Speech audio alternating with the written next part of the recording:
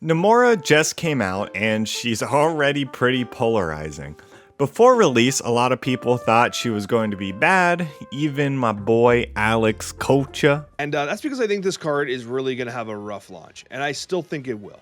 But I can see the potential, and I think she's kind of solid. So today I set out to test her to see if she's any good. But first off, for new cards, I like to give a little lore. Going into the release, the only thing I knew about Namora was from Wakanda Forever. She throws a bomb into Atuma's belly. But here's her lore. So she is like her cousin Namor in the fact she has a mixed heritage of her dad being Atlantean and her mom being Icelandic. She has super strength beyond Atlanteans and is bulletproof.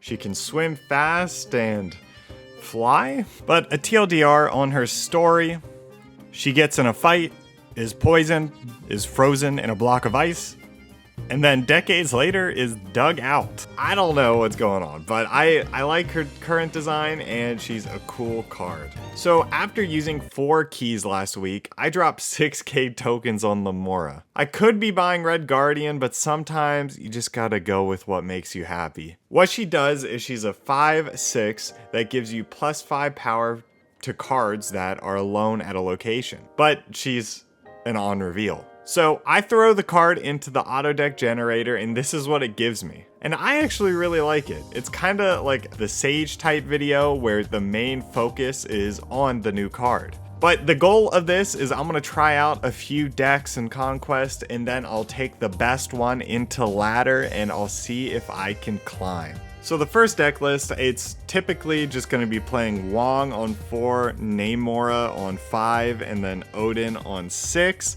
And then Captain Marvel, Jeff, or whoever you got in your side lanes are going to soak up that power and hopefully just be too big to contest with. And then like the plan B, of course, is White Tiger into Wong. But surprisingly, the games actually started off really good with this deck. Although I did fail to draw her many times and I had to go with the White Tiger playline, but when I did draw Namora, it was awesome. I get my Jeff out and then a ninja pops up, so I guess I'm loading up the Dark Dimension hoping they don't play Cosmo. And they do play Cosmo, but they whiff. So away we go with Namora into Odin, and then we flip it up at the end of the game and we watch it go.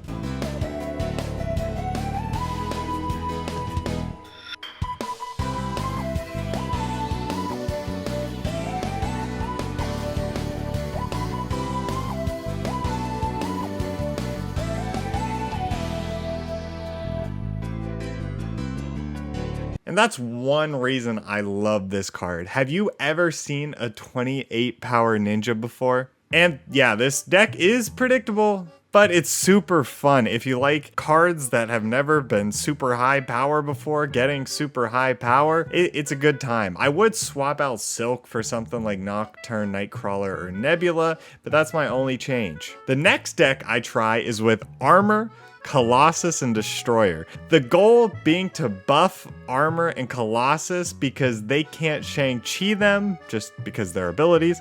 And I so desperately wanted a deck I could use my many Colossus variants in. I also wanted to go with Mystique and Echo to see how they felt in this deck. And it didn't start great. We lost, and then we lost, and we lost again. Then the next game, I sneak Jeff into a Prof X lane, but find out Cannonball's a bit of a problem since he pushes Echo over to make sure Armor doesn't get the buffs. But the show must go on, and we still win with a huge Jeff. It's worth noting Namora's base stats are pretty good, so her plus Odin can win a lane a solid amount of the time. And it's a cute deck, but it's not getting the job done, so I switched decks to one that I just had to try. It's the same package as before, but with Namor and Atuma, just to be thematic. I have Zabu to try to cheat them out early so I can play both like Namor and Wong.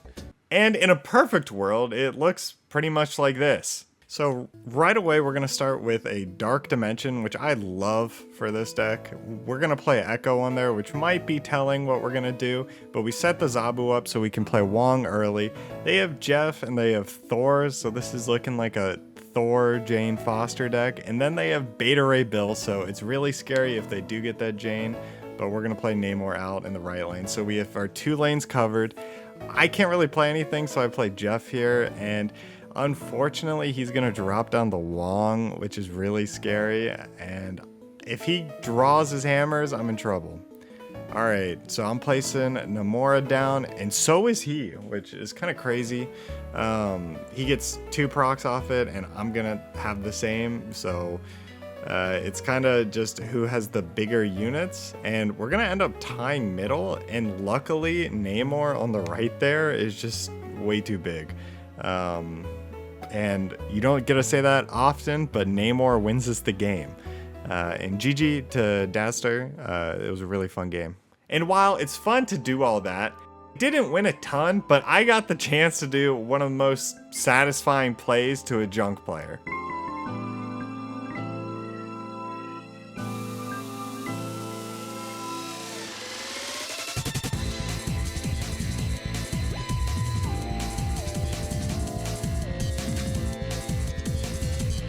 Yes, but let's get to the deck I liked the most for Namora. It's the tried and true ramp deck. It's not as greedy as Wong, but it's also not as easy to block. And the deck is already playing a ton of cards that synergize with Namora pretty well. A few weird inclusions on the list for me was White Widow, mainly to counter other Namora players, and I have Zola and Orca.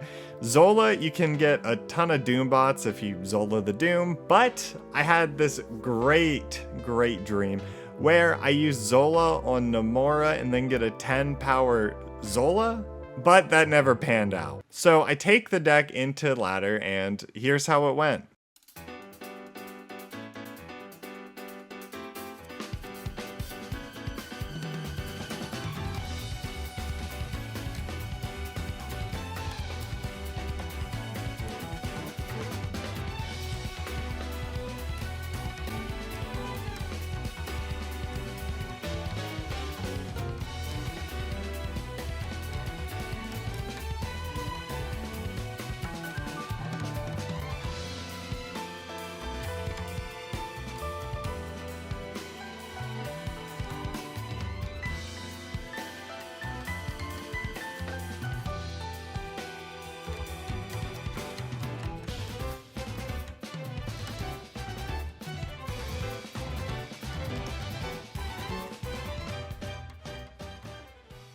So how did we do?